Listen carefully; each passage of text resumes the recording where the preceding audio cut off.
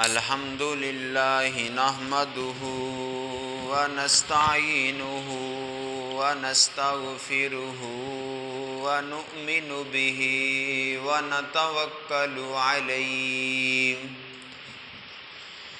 ونعوذ بالله من شرور أنفسنا ومن سيئات أعمالنا من يهده الله فلا مضل له ومن يضلله فلا هادي له ونشهد أن لا إله إلا الله وحده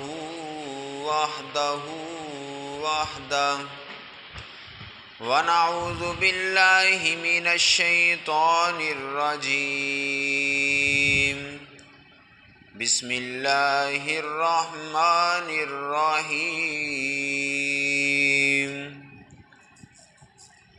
قل لو كان البحر مدادا لكلمات ربي لنفد البحر قبل أن تنفد كلمات ربي ولو جئنا بمثله مددا صدق الله العظيم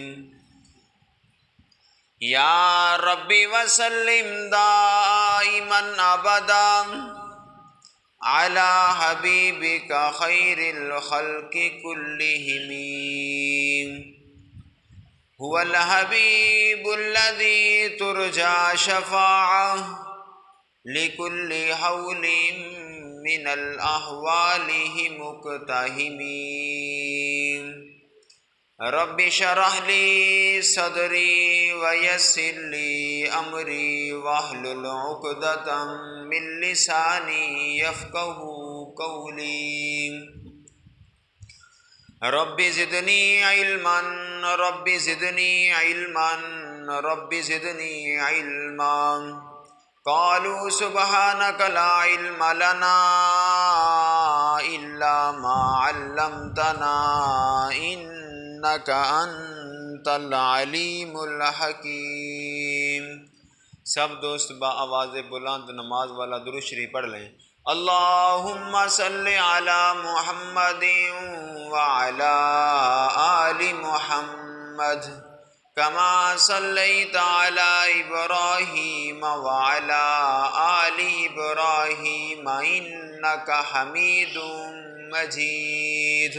اللہم بارک علی محمد وعلی آل محمد کما بارکت علی ابراہیم وعلی آل ابراہیم انک حمید مجید۔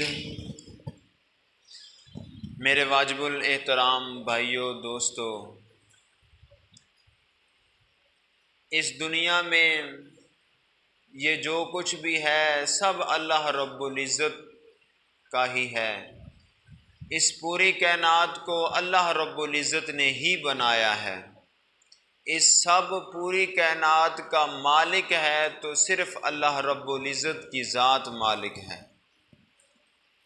اللہ رب العزت کی شان اتنی بلند ہے کہ اللہ رب العزت کی تسبیح بیان فرشتے بھی کرتے ہیں اور چوپائے بھی، جانور بھی، حتیٰ کہ یہ جو درختوں کے سائے ہیں وہ بھی اللہ رب العزت کی تسبیح بیان کرتے ہیں، اللہ پاک کے سامنے جھکتے ہیں۔ اللہ رب العزت کی شان، اللہ رب العزت کی اس دنیا میں بہت زیادہ ہے۔ اگر ہم اللہ رب العزت نے جو پوری کائنات میں یہ کائنات بنائی ہے، اس میں جو کچھ بنایا ہے، اگر ہم اس کو گنتی میں شمار کرنا چاہیں تو ہم اس کو شمار نہیں کر سکتے۔ اللہ رب العزت کی ہزارہ نعمتیں ہیں، اگر انسان کو اللہ رب العزت نے دولت نہیں بھی دی، دولت کم بھی ہے، سب سے بڑی نعمت اللہ رب العزت کی یہ ہمارا جسم ہے۔ اللہ رب العزت نے ہمیں 5-6 فٹا جسم دیا، یہ بھی اللہ رب العزت کی طرف سے انعام ہے۔ اور اللہ پاک کی ہزارہ نعمتیں ہیں۔ یہ جو زمین ہے نا، اب کچھ دن پہلے ایک بیماری آئی جس کی وجہ سے جانور مرنا شروع ہو گئے، آپ نے دیکھی ہوگی۔ اتنے جانور اس دنیا سے چلے گئے، مر گئے کہ لوگوں نے روڈوں پر پھینک دیے۔ جب انسان روڈوں پر گزرتے تھے تو کئی ایک کم از کم 5-6 ایکڑ تک اس کی بدبو آتی تھی۔ یہ جو زمین اللہ رب العزت نے ہمارے لیے ایک انعام ہے، اس سے فروٹ، پھل، ہمارے اناج سب کچھ زمین سے نکل رہا ہے۔ اور سب سے بڑا جو انعام ہے وہ یہ ہے کہ جب ہم مر جاتے ہیں، دنیا سے چلے جاتے ہیں، تو اللہ رب العزت نے ہمیں حکم دیا ہے کہ اپنے مردوں کو زمین میں دفن کر دو۔ اگر ہمیں یہ سعادت یہ ہمیں نہ ہوتی تو پھر ہمارے جو مر جاتا ہم دنیا میں پھینک دیتے تو اس کی کہاں تک بدبو جاتی۔ یہ ایک اللہ پاک کا انعام ہے کہ ہم مردے کو بڑے آسن طریقے سے، بڑے پیار اخلاق سے اس کو غسل دے کے، پھر نلہا کے، پھر اس کو کفن دے کے، پھر چارپائی پہ اٹھا کے، پھر ہم وہاں قبرستان میں لے جا کے قبر میں لٹا کے رکھ کے آتے ہیں۔ یہ بھی ایک انعام ہے اللہ رب العزت کا۔ تو میرے بھائی، اللہ رب العزت کی تعریف، اللہ رب العزت کی بڑائیاں اگر ہم لکھنا چاہیں، شمار کرنا چاہیں تو نہیں کر سکتے۔ اللہ رب العزت نے قرآن پاک میں بیان کیا ہے۔ میری دعا ہے میں جو کچھ بیان کروں، اللہ پاک میرے سمیت آپ سب کو ان پر عمل کرنے کی توفیق عطا فرمائے۔ الہ العالمین کا پاک قرآن بیان کرتا ہے، خالق کائنات فرماتے ہیں قُل لَوْ كَانَ الْبَحْرُ مِدَادًا لِكَلِمَاتِ رَبِّي لَنَفِدَ الْبَحْرُ قَبْلَ أَن تَنفَدَ كَلِمَاتُ رَبِّي وَلَوْ جِئْنَا بِمِثْلِهِ مَدَدًا۔ اللہ رب العزت فرماتے ہیں اگر تم اس پوری دنیا کے جو درخت ہیں، اگر تم ان درختوں کی قلم بنا لو، جتنے اس میں دریا سمندر کا پانی ہے تم اس کی سیاہی بنا لو، جتنے یہ انسان ہیں، انسان بھی اور فرشتے بھی سب اللہ پاک کی تعریف کو لکھنا شروع کر دیں، اللہ پاک فرماتے ہیں انسان ختم ہو جائیں گے، یہ جو درختوں کی قلمیں ہوں گی وہ بھی ٹوٹ جائیں گی، سیاہی ختم ہو جائے گی، مگر اللہ پاک کی بڑائی اور عظمت ختم نہیں ہو سکتی، عظمت نہیں ختم ہو سکتی۔ اللہ اکبر، اللہ توجہ کرنا ذرا، اللہ رب العزت پوری کائنات کے مالک ہیں۔ اللہ پاک فرماتے ہیں تبارک الذی بیدہ الملک وہو علی کل شیء قدیر۔ اللہ پاک ہر چیز پر قادر ہیں، یہ سب چیز کے مالک اللہ رب العزت ہیں۔ ایک محدث فرماتے ہیں پہلے وقتوں کی بات ہے جب انہوں نے یہ آیت پڑھی تبارک الذی، فرماتے ہیں میں نے یہ سوچا کہ میں تبارک الذی کا معنی پوچھ کے آؤں کہ اس کا معنی مفہوم کیا ہے۔ فرماتے ہیں میں چلا گیا، میں نے کہا جو عربی لوگ ہیں ان کو زیادہ پتہ ہوگا کیونکہ وہ لوگ عربی جانتے ہیں۔ فرمایا میں چلا گیا، چلتا گیا، آگے جب قریب پہنچا، مکہ کے قریب پہنچا، وہاں ایک بستی کے چھوٹے چھوٹے بچے کھیل رہے تھے، ان کی کھیل یہ تھی کہ ایک اونچی پہاڑی تھی، سب بچے اس پر چڑھنا شروع کر دیتے، کوئی تھوڑا سا چڑھتا تو گر جاتا، کوئی اس سے اوپر جاتا گر جاتا۔ ایک بچہ چڑھتا چڑھتا پہاڑی کے اوپر چڑھ گیا، اس نے کہا الآن تبارکت علیکم، اس بچے نے کہا کہ میں آپ سب سے اونچا ہوں، میں آپ سب سے بڑا ہو گیا ہوں۔ محدث فرماتے ہیں مجھے اس وقت سمجھ آیا اس لفظ کا معنی، تبارک الذی بیدہ الملک، اس پورے ملک کا جو سب سے بڑا مالک ہے وہ اللہ رب العزت مالک ہیں۔ تبارک الذی بیدہ الملک وہو علی کل شیء قدیر، الذی خلق الموت والحیات لیبلوکم ایکم احسن عملا۔ اللہ رب العزت فرماتے ہیں کہ میں لوگوں کو آزماؤں گا۔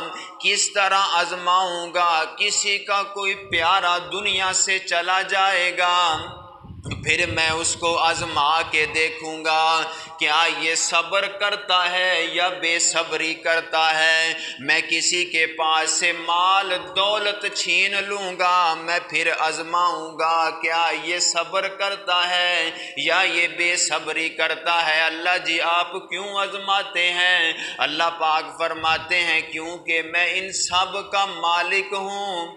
اللہ پاک ہمارے مالک ہیں نا، جو مالک ہوتا ہے وہ اپنی رعایا کو آزما سکتا ہے، جس طرح مرضی آزمائے، وہ تو اللہ رب العزت کی مرضی ہے نا۔ اللہ اکبر، اللہ توجہ کرنا ذرا۔ لیکن ہم سب کو اللہ رب العزت کی تعریف کرنی چاہیے، ہم سب کو اللہ رب العزت کا ذکر کرنا چاہیے۔ کیا پڑھنا چاہیے؟ سبحان اللہ و بحمدہ، پڑھو خاں، سبحان اللہ و بحمدہ سبحان اللہ العظیم۔ یہ جملہ بہت چھوٹا سا جملہ ہے، نبی پاک علیہ الصلوۃ والسلام فرماتے ہیں جو بندہ یہ جملہ پڑھتا رہتا ہے کل قیامت کا دن ہوگا جب اعمال تو لے جائیں گے، اللہ رب العزت ایک طرف ان کے سارے گناہ ہوں گے، دوسری طرف یہ جملہ رکھ دیا جائے گا، ان کا جو نیکیوں والا پلڑا بھاری ہو جائے گا۔ یہ ایک جملہ پڑھنے سے کیا جملہ ہے؟ سبحان اللہ و بحمدہ سبحان اللہ العظیم۔ اللہ اکبر۔ اللہ ہمارے جو آج کل کے بچے ہیں وہ زبان سے یہ کلمے نہیں پڑھتے بلکہ زبان سے گانے اور دوڑے پڑھتے گاتے ہیں۔ ہم سب کو ہر وقت اگر گلی بازار میں جاؤ تو یہی پڑھتے رہو، سبحان اللہ و بحمدہ سبحان اللہ العظیم۔ میری مائیں بہنیں اگر سن رہی ہیں وہ بھی گھر میں ہر وقت اگر وہ گھر کی صفائی کریں تب بھی یہ پڑھتی رہیں، اگر وہ گھر میں آٹا گوندیں تب بھی یہ پڑھتی رہیں، سبحان اللہ و بحمدہ سبحان اللہ العظیم۔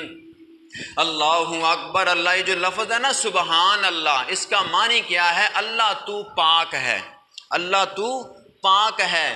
اللہ اکبر۔ اللہ حضرت سلیمان علیہ السلام اللہ رب العزت کے برگزیدہ پیغمبر تھے۔ یہ اللہ رب العزت کے وہ پیغمبر تھے جن کے تابع ہوائیں بھی تابع تھی، جنات بھی تابع تھے، یہ پوری کائنات کے جو ہر چیز ان کے تابع تھی حضرت سلیمان علیہ السلام کے۔ اللہ رب العزت نے قرآن پاک میں بتایا ہے کہ حضرت سلیمان کا جو تخت تھا جس کے اوپر بیٹھا کرتے تھے وہ ہوا میں اڑا کرتا تھا، کیونکہ ہوائیں تابع تھی نا، جہاں یہ چاہتے ہوائیں اڑا کے وہاں لے جایا کرتی تھی۔ اللہ اکبر اللہ۔ ایک دن حضرت سلیمان علیہ السلام کا تخت ہوا میں جا رہا ہے، نیچے ایک زمیندار بندہ، ایک مزدور بندہ اپنی کھیتی باڑی کر رہا ہے۔ اس نے یہ تخت آسمان کی طرف دیکھا کہ آسمان میں ہوا میں یہ تخت اڑ رہا ہے۔ اس میں آسمان کی طرف منہ کر کے کہا سبحان اللہ۔ کیا کہا؟ سبحان اللہ، سبحان اللہ، اللہ اکبر اللہ۔ اللہ رب العزت نے یہ جملہ حضرت سلیمان علیہ السلام کو سنا دیا، جملہ سنا دیا۔ اللہ رب العزت جو چاہیں کر سکتے ہیں۔ جب جملہ سنا حضرت سلیمان نے ہواؤں کو حکم دیا کہ میرا تخت اس بندے کے پاس لے جاؤ۔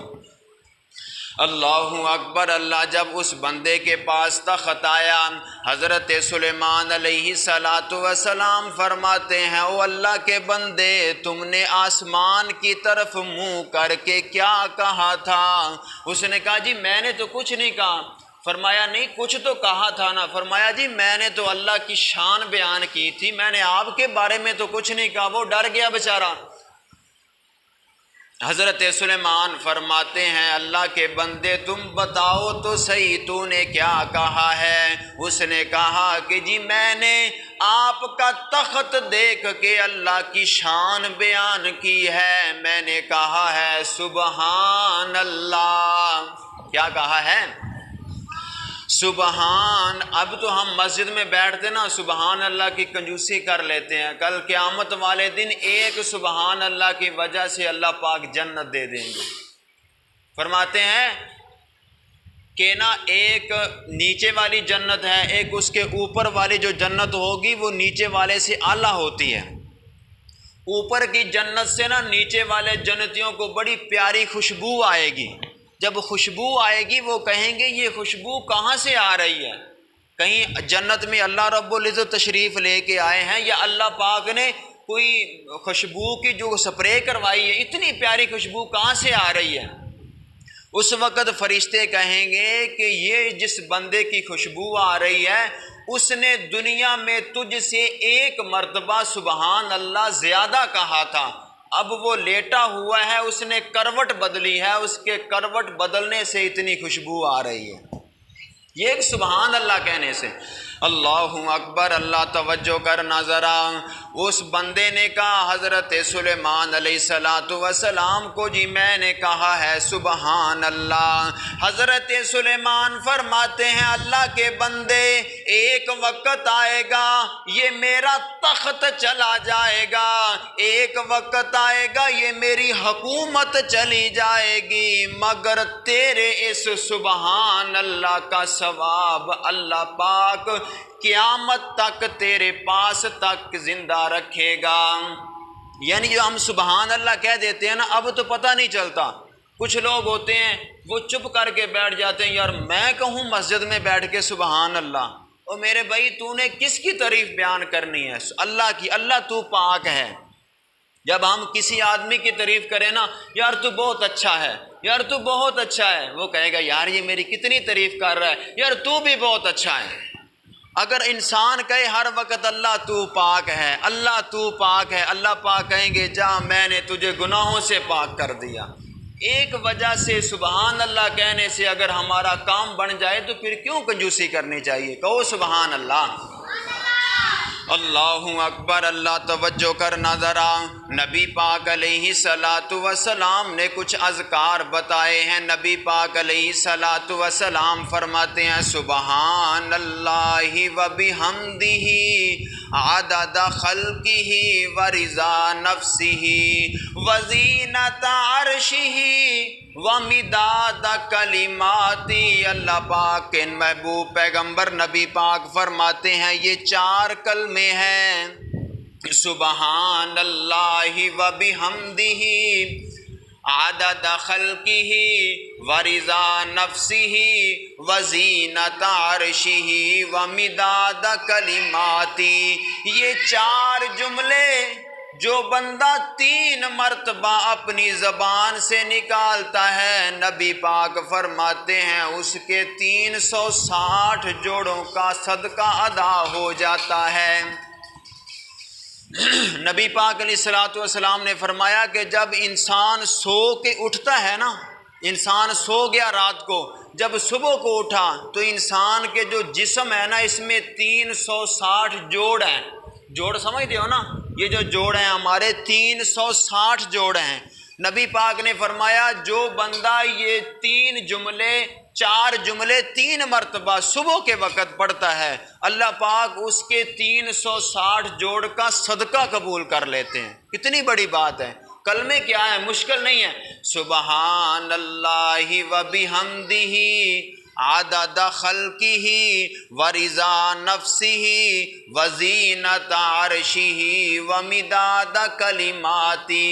جو بندہ صبح کے وقت یہ 4 کلمے 3 مرتبہ پڑھ لیتا ہے، اللہ پاک اس کے 360 جوڑوں کا صدقہ قبول کر لیتے ہیں۔ اللہ اکبر اللہ۔ ہم ذکر سے دور ہیں۔ ہم صبح اٹھتے ہیں 8-9 بجے اٹھتے ہیں بڑی مشکل سے، وہ بھی اٹھایا جاتا ہے، یا تو موبائل پہ کال آ جاتی ہے یا میسج آ جاتا ہے، پھر اٹھتے ہیں، پھر کہتے ہیں جی برکت نہیں آ رہی، کیا کریں؟ اور میرے بھائی جب جس اللہ نے تجھے نیند دی، یہ نیند بہت بڑی نعمت ہے اللہ رب العزت کی۔ اگر اللہ پاک ہمیں صرف نیند نہ دیں تو انسان دیواروں میں ٹکریں مار مار کے مر جائے۔ یہ سب سے بڑی نعمت اللہ پاک کی یہ نیند ہے، جو ہم رات کو سو جاتے ہیں پتہ ہی نہیں چلتا صبح ہو جاتی ہے۔ اس کسی بیمار بندے سے پوچھو کہ جس کو نیند نہیں آتی، اس کے سامنے جب یہ رات ایک ہو جاتی ہے نا، اس کے سامنے یہ سال کی ایک رات بن جاتی ہے۔ جب رات گزرتی نہیں ہے، ہم سر رکھتے ہیں، آنکھ کھولتے ہیں، صبح ہو جاتی ہے، ہمیں پتہ ہی نہیں ہے، اللہ پاک کی نعمتوں کا پتہ ہی نہیں ہے۔ سب سے بڑی نعمت یہ اللہ پاک ہمیں نیند دے رہے ہیں۔ ہم سارا دن نافرمانیاں کرتے ہیں، سارا دن ہر جگہ پہ نافرمانی، ہر جگہ پہ نافرمانی۔ کبھی مسجد میں نہیں آئے، اللہ پاک کے سامنے سر نہیں جھکایا، پھر بھی جب شام کو سوتے ہیں اللہ پاک ہمیں میٹھی نیند سلا دیتے ہیں، میٹھی نیند سوتے ہیں۔ جب صبح اٹھتے ہیں پھر کمر کس لیتے ہیں نافرمانیوں کے لیے۔ کبھی ہم نے سوچا ہے بیٹھ کے کہ اللہ پاک نے ہمیں کتنی نعمتیں دی ہیں؟ کبھی اس کا شکر بھی ادا کیا ہے؟ اللہ پاک نے ہماری نعمت، جس کے پاس کوئی نعمت ہو پھر چلی جائے پھر اس کی قدر ہوتی ہے۔ اب اللہ پاک نے ہمیں آنکھیں دی ہیں، ہمیں اس کا کوئی پتہ نہیں، یار آنکھیں ہیں بس ہیں۔ جس کے پاس آنکھیں نہیں ہیں ان سے جا کے پوچھو کہ آنکھوں کی قیمت کیا ہے۔ جو اندھے ہیں بیچارے ان سے پوچھو، وہ کہتے ہیں ہمارے لیے تو دن بھی رات اور رات بھی رات۔ اور جس کے ہاتھ نہیں ہے اس سے پوچھو ہاتھوں کی نعمت۔